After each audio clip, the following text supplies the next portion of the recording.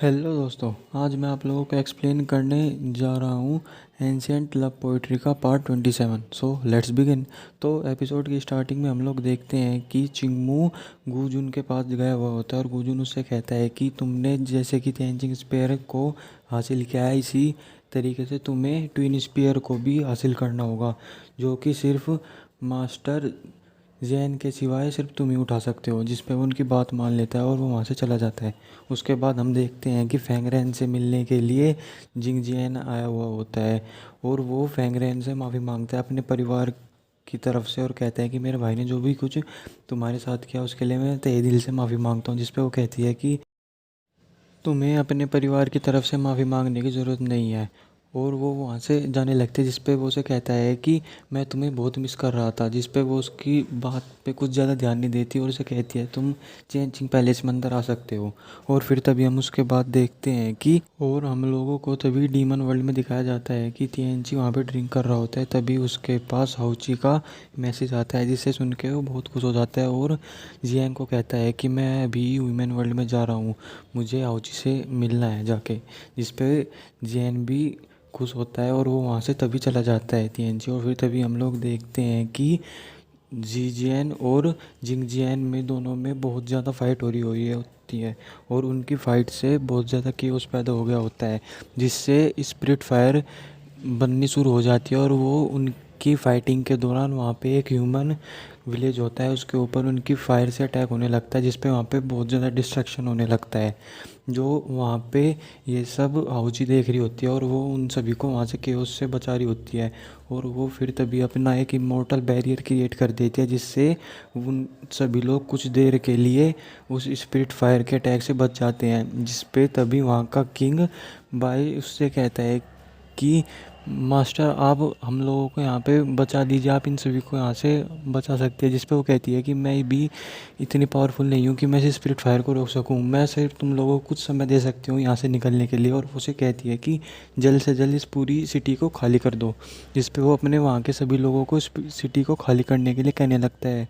और फिर तभी हम लोग देखते हैं कि वुहेन ईविल मैजिक को गेन कर रही होती है उस स्काई बाउ की वजह से। और वो गॉड रेल में सबसे ज़्यादा पावरफुल हो जाती है, वो गॉड की पीक पावर पे चली जाती है। और फिर तभी हम लोग देखते हैं कि गुजुन चिंगमू को अपने साथ चिंगतियन रेजिडेंस लेके जाता है, जहाँ पे वो चिंगमू को कहता है कि तुम्हारे पास तिएनचिंग स्पेयर है और तुम ही हो जो ट्विन स्पेयर को वहाँ से अपने स्पेयर की मदद से बुला सकते हो।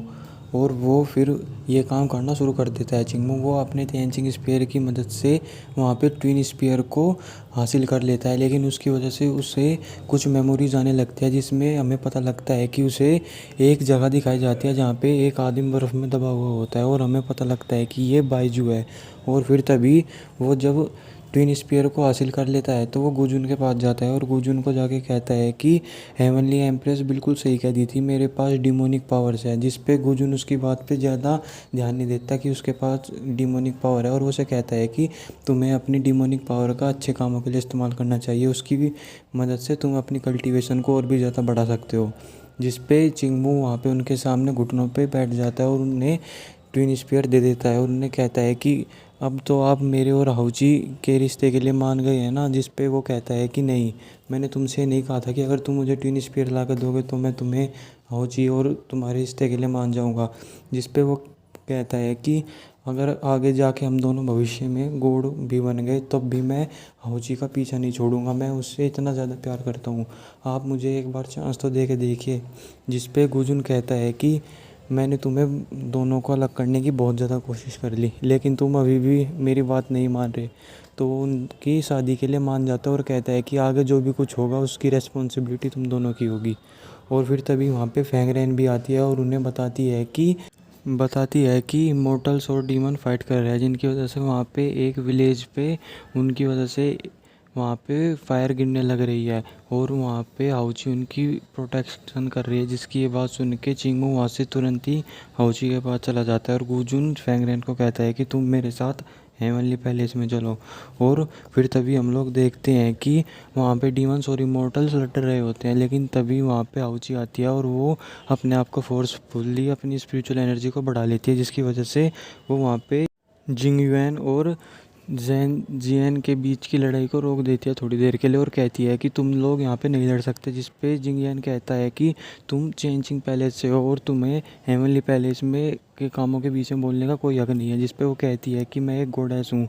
और तभी वो कहता है जिंगयान कि तुम इन डीमंस का साथ दे रही हो, इसकी वजह से तुम एक डीमन कहलाने लगोगी। जिस पे वो कहती है क्या हुआ अगर मैं डीमन कहलाने लगी, लेकिन तुम लोगों की वजह से बेकसूर लोगों के ऊपर इतना जुल्म जा रहा है और वहाँ पे हज़ारों लोग मर रहे हैं। जिस पे वो कहता है तो क्या हुआ कि लोग मर रहे हैं, तो वो अगर हमने इन डीमंस को नहीं रखा तो ये डीमंस भी उन सभी को तब भी इनको मार देंगे।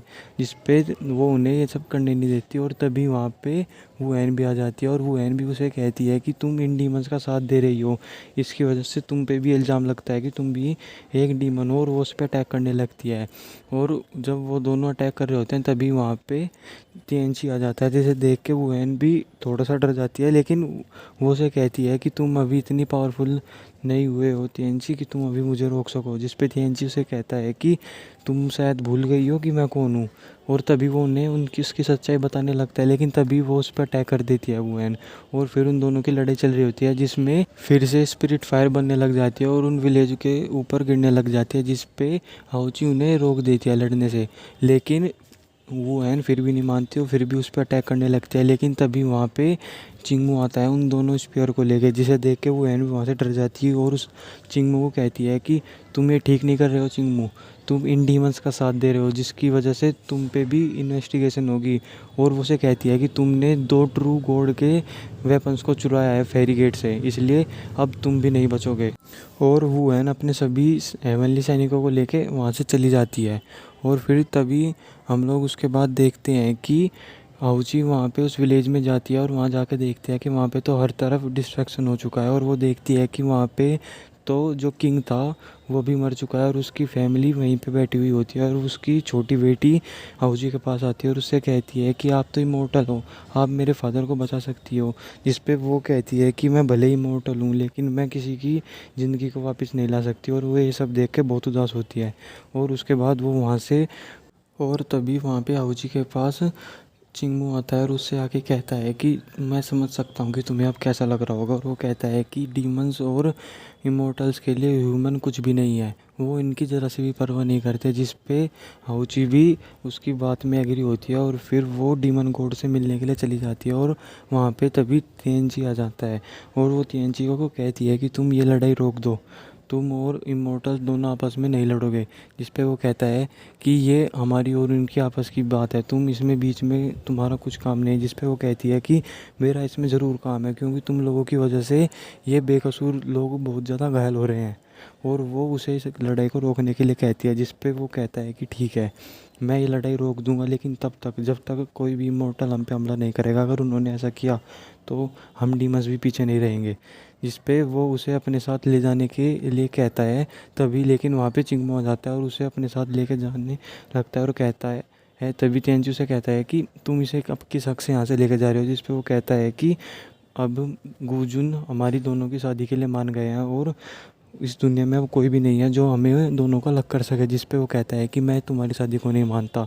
जिस पे तभी हाउची चिंगमो को वहाँ से ले जाती है ताकि इन दोनों के बीच में कोई लड़ाई ना हो। फिर तभी वो हेवनली पैलेस में देखते हैं कि वहाँ पे वुहेन जाती है और एम्परर को जाके कहती है कि चिंगमो ने डीमन की साइड ले लिया है और वो अब हेवनली पैलेस के खिलाफ रिवोल्ट कर रहा है। जिस पे तभी वहाँ पे गुजुन आता है और फिर वो उसे आके और जिंगजियान चिंगमो का साथ दे रहा होता है और कह रहा होता है कि मोम ये सब एक गलतफहमी होगी। जिस पे तभी वहाँ पे मुगवैंग उसे अरेस्ट करने का ऑर्डर दे देता है, लेकिन तभी वहाँ पे गुजुन आता है, उन्हें रोक लेता है। और तभी वुहेन उनसे पूछती है कि मैं तुमसे भी ये बात पूछना चाहूँगी कि तुम्हारी चेंजिंग पैलेस के लोग वहाँ पे क्या कर रहे थे। वो कहती है कि हाउची भी क्या डीमन के साथ मिल गई है। जिस पे वो उसे कहता है कि तुम्हें पहले असली बात देखनी चाहिए थी। और फिर वो उन सभी को दिखाता है कि डीमंस और इमोर्टल की लड़ाई की वजह से ह्यूमन वर्ल्ड के लोगों पे बहुत ज़्यादा फ़र्क पड़ रहा है और वहाँ पे एक विलेज पूरी तरीके से डिस्ट्रॉय हो चुका है। जिसे देख के तभी वहाँ पे हेवनली पैलेस में गुजुन उससे कहता है हेवनली एम्परर से कि तुम एक हेवनली एम्परर और तुम्हारी सबसे पहली प्रायोरिटी ये है कि तुम उन सभी इंसानों को बचाओ, ना कि ये दोनों तुम लड़ाई करो। जिस पे वो उसकी बात को मान जाता है और अपनी गलती को स्वीकार कर लेता है। और फिर वो गुजुन को कहता है कि लेकिन हमें चिंगमू को पकड़ना होगा। उसके पास दोनों ट्रू गॉड के स्पीयर है, जिस पे वो कहता है कि ठीक है। और तभी मुगेंग उसे 3 दिन का समय देता है कि तुम्हें 3 दिन में चिंगमू को हमारे पास लेके आना होगा, जिस पे वो मान जाता है। चिंगमू से अब भी नाराज़ होती है, जिस पे वो तभी चिंगमू से रोक के कहता है कि तुम मुझसे अब भी नाराज़ हो। जिस पे वो उसे कहता है कि मुझे तुम्हारे सवाल का मतलब नहीं पता था कि तुम मुझसे पूछना क्या चाहती हो, लेकिन मैं तुम्हें सिर्फ एक जवाब दे सकता हूँ कि मैं तुम्हें बहुत प्यार करता हूँ और मैं कुछ भी हो जाऊँ इस जीवन में मैं तुम्हें कि नहीं छोड़ूंगा और तुम्हारे अलावा किसी और को मैं अपने जीवन में सोच भी नहीं सकता। जिस पे आउची खुश हो जाती है और फिर तभी हम लोग आउची और चिंगमू किंग बायू के फ्यूनरल के बाहर खड़े होते हैं। वो अंदर नहीं जाते और वो दोनों बाहर से खड़े होकर ये सब देख रहे होते हैं। लेकिन तभी चिंगमू के सर में बहुत तेज़ी से दर्द होने लगता है और वो तभी हाउची उससे पूछती है कि क्या हुआ, जिस पे उसे ड्रीम दिखाई देता है और वो तभी कहता है कि मुझे बाउशेन दिखाई दिया। और यहीं पे हमारे एपिसोड की एक्सप्लेनेशन ख़त्म हो जाती है। Thank you guys.